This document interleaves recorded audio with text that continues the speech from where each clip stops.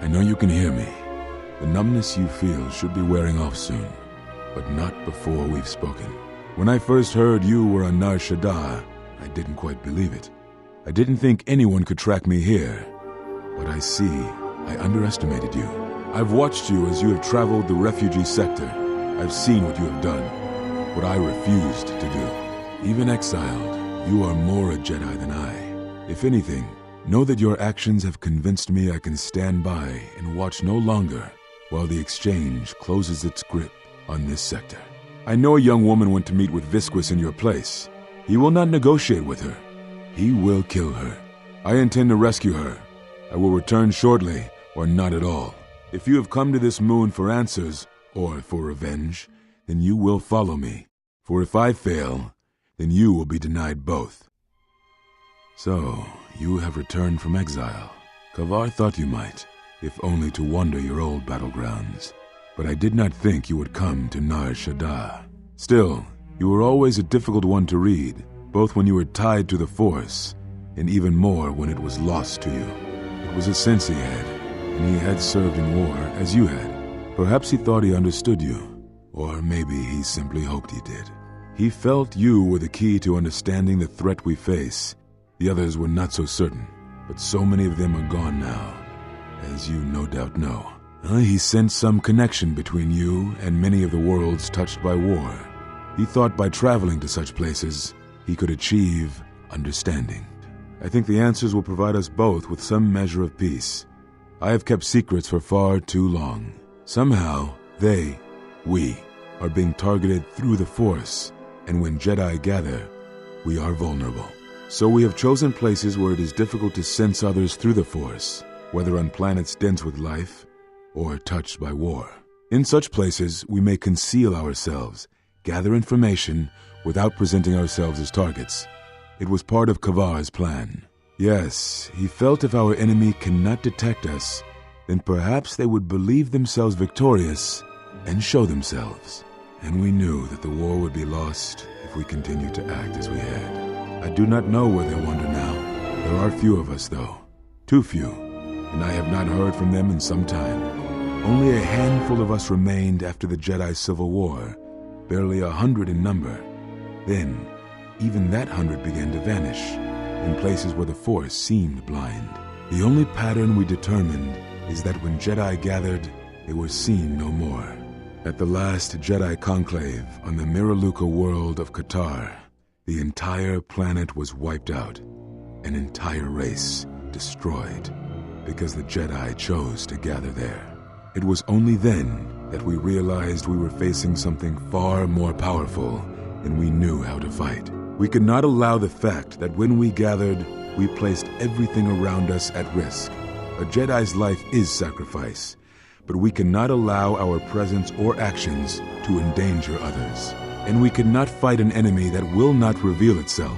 But any Jedi, anyone who is strong in the Force, who attempted to track down such a threat, vanished without a trace. Whatever this threat was, it was targeting us and everything around us.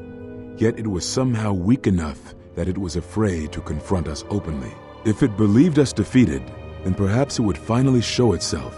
It was a faint hope, but it was the best we had. It was Kavar's plan.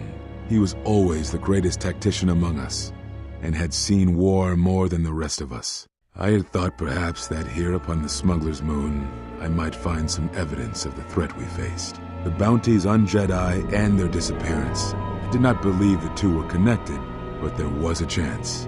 And the strong currents of life here on Nar Shaddaa make perceiving a Force user difficult. I could use it to cloak my movements and watch without being discovered. It is difficult to detect a Force user on Nar Shaddaa, and I knew it.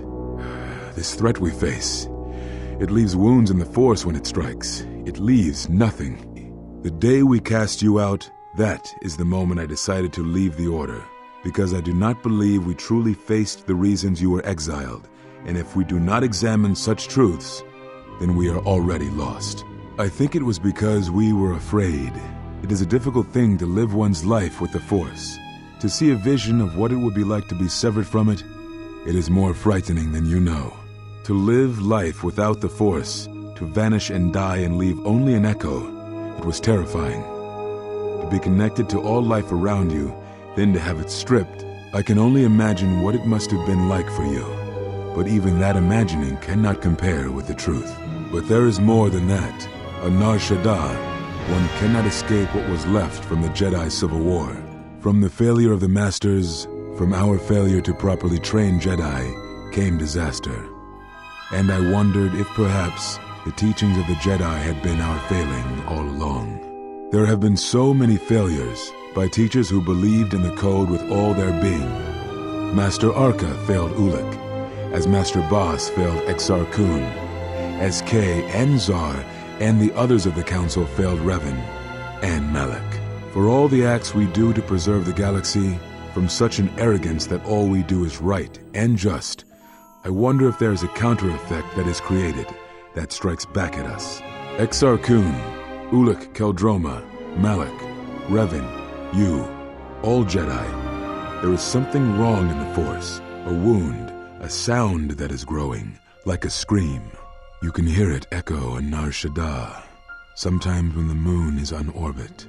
It is a frightening thing to feel, that perhaps being connected to all life is not enlightenment at all, but simply another doom. And I think that maybe, perhaps, to forsake the Force as you did, to cut loose our bonds, may not be the wrong thing to do. You taught me something important in the Council Chamber long ago, Exile, and it has stayed with me all these years. You were right to do what you did, everything you did. Now I must take up the role I was ready to cast aside.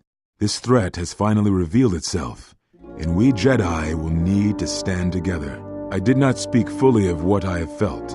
Staying on Nar Shaddaa, it is an exile of sorts, one that I have chosen. I, too, lost a Padawan on Malachor, not to the battle, but to the alternative, to the teachings that Revan brought from the unknown regions. And I was not the only Jedi Master to watch a student turn on them. They were not to blame, but many of the Order did so. It was a difficult time, a time of strong emotion. Perhaps the Council, perhaps the Order itself, had grown arrogant in their teachings. It is easy to cast blame, but it is perhaps time the Order accepted responsibility for their teachings and their arrogance and come to recognize that perhaps we are flawed. Not once did I hear one of the Council claim responsibility for Revan, for Exar Kun, for Ulic, for Malak, or for you. Yet, you were the only one who came back from the wars to face our judgment. And rather than attempting to understand why you did what you did, we punished you instead. Our one chance to see where we had gone wrong, and we cast it aside. And now, that decision has come back to us and may carry with it our destruction. Perhaps there is something wrong in us, in our teachings, and though I tried, I could not cause that thought to leave me, so I left the Council. And I was not the only one. That is why many scattered, and why many in the Republic do not trust us, and why we do not trust ourselves. Make no mistake, I am no Jedi. This is the end, you see. After this, there will be nothing, and I think it will be for the best. It provides no comfort at all, for reasons on which I still must keep secret. Suffice to say, redemption was not Revan's choice, and I have never believed those of the Council who attempt to console themselves otherwise for the crime they committed. But we have spoken enough, I think, and words, I think, dull us both. Let us speak through the Force, through sparring. This is a long war, I fear, with many battles left to fight. You will need to conserve your strength when using the Force, if you hope to make it through the long road ahead. I shall go to Dantooine, to the ruins of the Enclave. If you gather the others, I will meet you there. And thank you, Exile. You're returning. It is good that you are back among us.